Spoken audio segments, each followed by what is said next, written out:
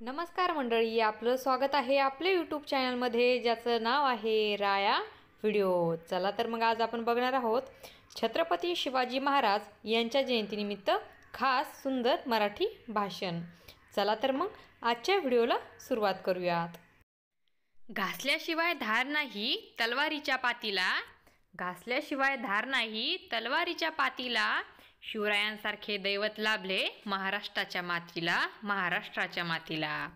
सर्वप्रथम रयतेचा राजा, आदर्श राजा श्री छत्रपती शिवाजी महाराज यांना माझा मानाचा मुजरा। अध्यक्ष महाशय, वंदनीय गुरुजन वर्ग व येथे जमलेले उपस्थित माझ्या मित्रमैत्रिणींनो, सर्वांना माझा नमस्कार।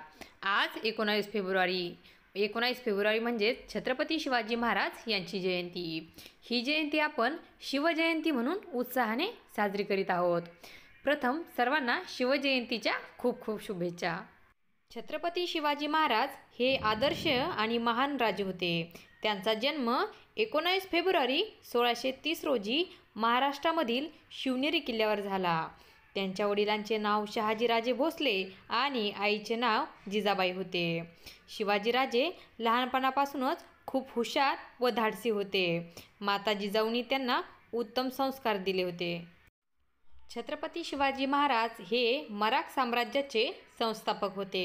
त्यांनी वयाच्या केवळ 15व्या वर्षी आपल्या मावळ्यांसोबत रायरेश्वराच्या मंदिरात स्वराज्य स्थापनेची प्रतिज्ञा केली होती। त्यांनी तोरणा, सिंहगड, कोंढाणा यासारखे बळकट किल्ले मिळवले होते। मुघलांना सळो की पळो करून सोडले होते। अफजल खान, शाहिस्तखान, औरंगजेब अशा मोठ्या शत्रूंचा पराभव केला होता। छत्रपती शिवाजी महाराज हे रयतेचे राजा होते। त्यांनी सर्वांना समान न्याय दिला होता, स्त्रियांचा आदर केला होता, गोरगरीब जनतेला सुखी केले होते, स्वराज्यात अनेक नवीन योजना आखल्या होत्या।